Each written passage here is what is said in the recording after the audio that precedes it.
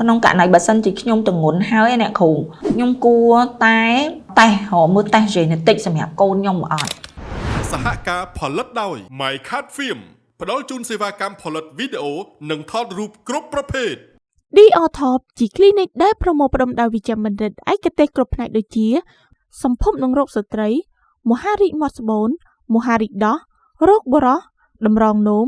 វះកាត់ចោះវះកាត់ទូទៅចាក់វ៉ាក់សាំងតាមស្តង់ដារជាតិនិងអន្តរជាតិជាមួយនឹងវិជ្ជាបណ្ឌិតដែលមានបទពិសោធន៍ជាច្រើនឆ្នាំនិងបញ្ចប់ការសិក្សាមកពីបរទេសទីតាំងចូលតាមច្រកមណ្ឌលសុខភាពស្ទឹងមានជ័យចម្ងាយ20ម៉ែត្រជាប់របងសាលាបឋមសិក្សាស្ទឹងមានជ័យទំនាក់ទំនងតាមរយៈលេខទូរស័ព្ទ085 568 926និង016 568 926ចាសសូមជម្រាបសួរនឹងខ្ញុំវិជ្ជបណ្ឌិតលំចានមេរតជាវិជ្ជបណ្ឌិតឯកទេសផ្នែកសម្ភពនិងរោគស្ត្រីនិងជាអគ្គនាយិកានៃមន្ទីរសម្រាប់ព្យាបាលនិងសម្ភព DOTOP ដែលមានទីតាំងជាប់របងសាលាបឋមសិក្សាស្ទឹងមានជ័យចូលតាមច្រកមណ្ឌលសុខភាពស្ទឹងមានជ័យថាហេតុអីបានយើងលើកទឹកចិត្តអញ្ចឹងព្រោះដោយសារឥឡូវហ្នឹងយើងមានជំងឺម្យ៉ាងគេហៅថា Down syndrome ដែលយើងអាចធ្វើតេស្តបានតាមរយៈឈាមយើងក៏មានជំងឺមួយចំនួនទៀតដែលកើតឡើងទៅលើ abnormality chromosome ភេទរបស់កូនយើងដែរសម្រាប់បងប្អូនដែល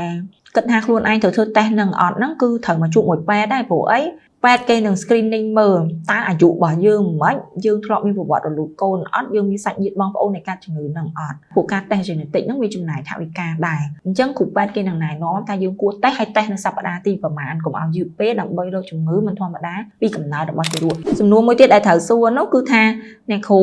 ក្នុងមួយផ្ទៃពោះហ្នឹងតើខ្ញុំអាចនឹងចាយថវិកាអស់ប្រហែលប្រមាណហើយខ្ញុំគួរត្រៀមថវិកាដោយមួយដេចដើម្បីនៅក្នុងការតាមដានផ្ទៃពោះការសម្រាលនិងក្រោយពេលទម្ងន់របស់យើងព្រោះអីយើងធ្វើការផងយើងត្រូវថែទាំខ្លួនប្រាណផងហើយយើងត្រូវនេះផងអញ្ចឹងកុំភ្លេចរៀបចំ financial budget របស់ខ្លួនឯងហើយនឹងគ្រួសារជៀសវាងក្នុងការមានក្តីបារម្ភនឹងខ្ញុំនិយាយតែទៅលើបងប្អូនមួយចំនួនដែលគាត់ស្ថិតនៅក្នុង low class មានន័យថាគាត់នៅក្នុងអ្នកដែលមានជីវភាពរៀងសមរម្យមួយឬមួយក៏អ្នកដែលរៀងមានជីវភាពរៀងទាបដែលគាត់ត្រូវរៀបចំថវិកាសិនមុនពេលមានបុត្រណាសម្រាប់អ្នកមានហ្មងអានឹងដូចជាមិនចាំបាច់អីទេក៏ប៉ុន្តែអ្នកដែលបងប្អូនដែលគាត់មានជីវភាពមួយដែលគាត់ត្រូវការបង់ធនាគារផងបង់ថ្លៃផ្ទះផងបង់ថ្លៃឈ្នួលហងអីហងគឺត្រូវយើងត្រូវគិតពីថវិការបស់យើងព្រោះអីការតាមដានផ្ទៃពោះយើងចំណាយថវិកាការសម្រាលយើងចំណាយថវិកាកូនយើងកើតមកយើងត្រូវកតបកូនយើងត្រូវការថែទាំយើងត្រូវអីព្រោះយើងកើតដែរយើងមិនមែនចង់កើតកន្លែងឲ្យទៅរួចណាយើងពេលខ្លះយើងស្រី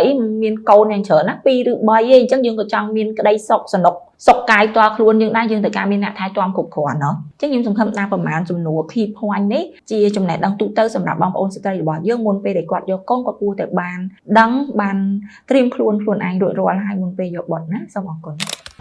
សហការផលិតដោយ MyCat Filmផ្ដល់ជូនសេវាកម្មផលិតវីដេអូនិងថតរូបគ្រប់ប្រភេទ DOTOP ជា clinic ដែលប្រមូលផ្ដុំដោយវិជ្ជាបណ្ឌិតឯកទេសគ្រប់ផ្នែកដូចជាសម្ភពនិងរោគស្ត្រីមហារីកមាត់ស្បូនមហារីកដោះរោគបុរសតម្រងនោមវះកាត់ចោះវះកាត់ទូទៅចាក់វ៉ាក់សាំងតាមស្តង់ដារជាតិនិងអន្តរជាតិជាមួយនឹងវិជ្ជាបណ្ឌិតដែលមានបទពិសោធន៍ជាច្រើនឆ្នាំនិងបញ្ចប់ការសិក្សាមកពីបរទេសទីតាំងចូលតាមច្រកមណ្ឌលសុខភាពស្ទឹងមានជ័យចម្ងាយ20ម៉ែត្រជាប់របងសាលាបឋមសិក្សាស្ទឹងមានជ័យទំនាក់ទំនងតាមរយៈលេខទូរស័ព្ទ085 568 926និង016 568 926